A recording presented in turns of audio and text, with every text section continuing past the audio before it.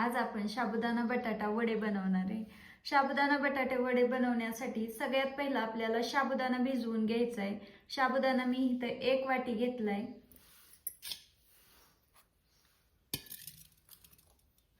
साबुदाणा भिजायला घालण्यासाठी 1 भांड घेतले, त्यामध्ये साबुदाणा ओतून घेऊ। साबुदाणा धुण्यासाठी आपण पाणी ओतून घेणार आहे। ह्याच्यामध्ये साबुदाणा आपल्याला हलक्या हाताने चोळून धुवायचा आहे। ह्याच्यावरचं पाणी काढून घेऊ। साबुदाणा स्वच्छ पाण्याने धुवून घेतलाय 2 वेळेस। आता आपण भिजायला घालणार आहे। भिजायला घालण्यासाठी साबुदाण्यामध्ये आपण पाणी ओतून घेणार आहे आणि जास्त पाणी ओतायचं नाही। साबुदाणा बुडल आणि वरती एवढं पाणी येईल इतकंच पाणी आपल्याला ओतून घ्यायचंय। साबुदाणा भिजण्यासाठी झाकून ठेवणार आहे आपण 4 तास। 4 तास साबुदाणा भिजवून घेतलाय आणि छान भिजलाय, तुम्ही पाहू शकता। तर आता आपण पुढची प्रोसेस करून घेणार आहे। साबुदाणा उकडण्यासाठी आपण पातेल्यात पाणी ठेवणार आहे गॅसवरती। पाण्याला खळखळीत उकळी येते तोपर्यंत आपण साबुदाणा चाळणीमध्ये काढून घेणार आहे।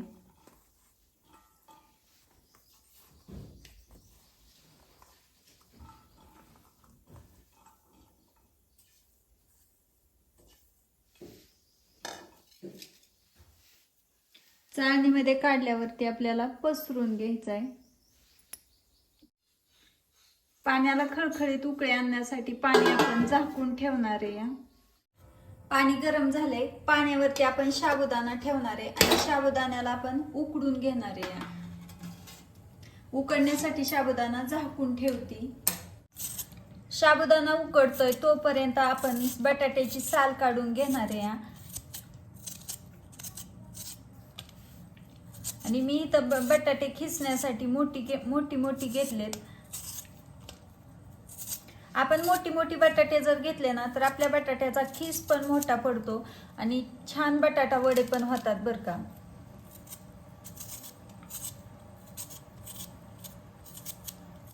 अशाच पद्धतीने मी सगळ्या बटाट्यांची साल काढून घेणार आहे। बटाट्याची साल काढलेली बटाटी पाण्यामध्ये टाकून घेणार आहे आणि त्याला धुवून घ्यायचंय आपल्याला।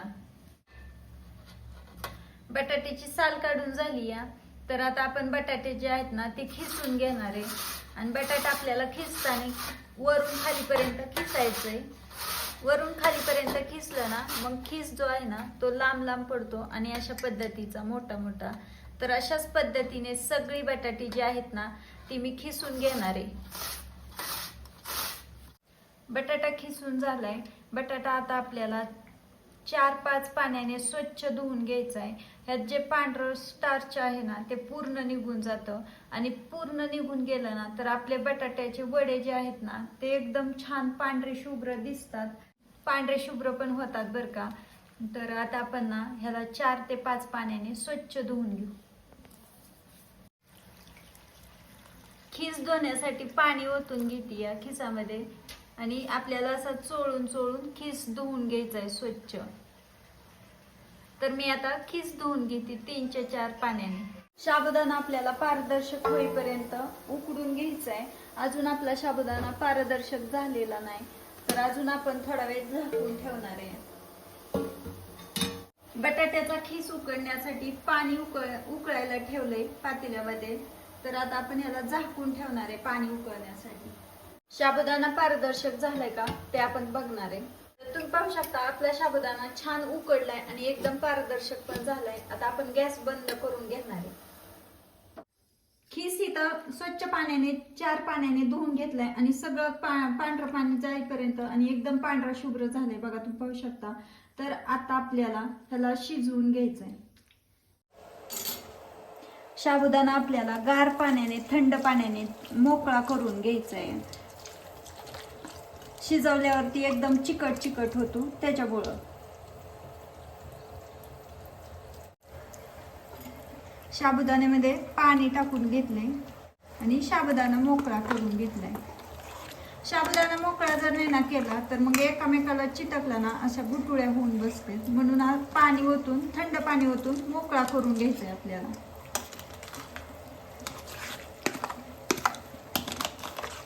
तर तुम्ही पाहू शकता आपला साबुदाणा एकदम मोकळा झालाय. पाणी उकळलंय. पाण्यात मध्ये खीस उकळण्यासाठी आपण चवीनुसार थोडंसं मीठ टाकून घेणार आहे. आपण पाण्यामध्ये खीस टाकून घेऊ.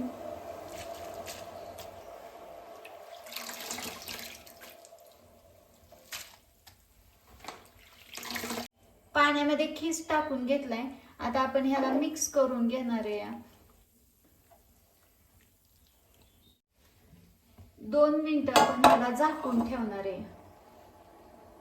खीस आपल्याला जास्त शिजवून घ्यायचा नाही, अर्धवट शिजवून घ्यायचा आहे. 60 ते 70%. जास्त शिजला तर खीस आपला गाळ होऊ शकतो, म्हणून खीस जास्त शिजून द्यायचा नाही. खीस आपण शिजलाय का बघणार आहे. खीस आपला शिजलाय का ते आपण पाहणार आहे. तर आपला खीस जो आहे ना तो पारदर्शक झालाय आणि 60 ते 70% शिजलेला आहे. तर आता आपण ह्याला काढून घेणार आहे.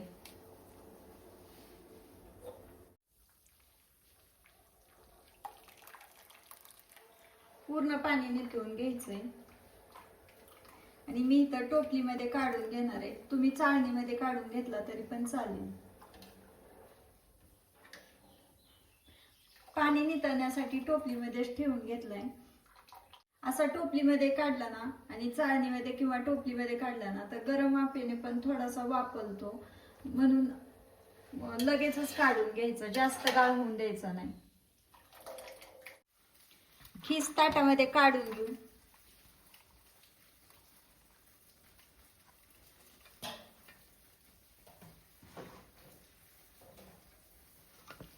साबुदाणा टाकून घ्यायचा आहे त्याच्यामध्ये आपल्याला.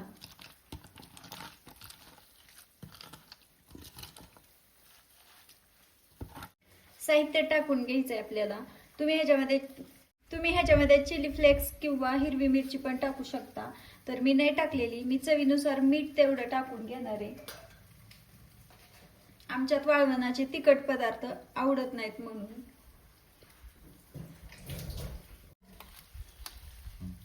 ह्याला मिक्स करून घ्यायचंय.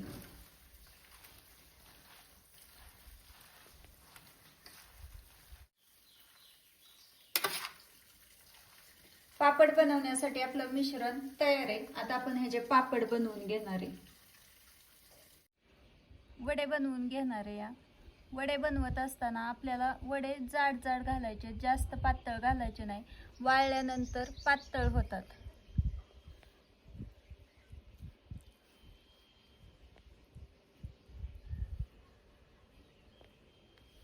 अशाच पद्धतीने सगळे वडे आपण बनवून घेणार आहे.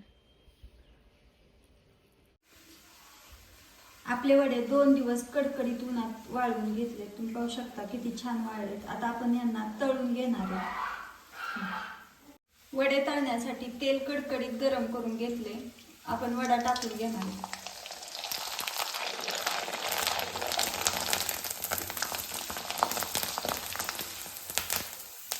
आपला वडा चौपट फुलतोय आणि खूप छान झाले. अशाच पद्धतीने आपण सगळे वडे तळून घेणार आहे.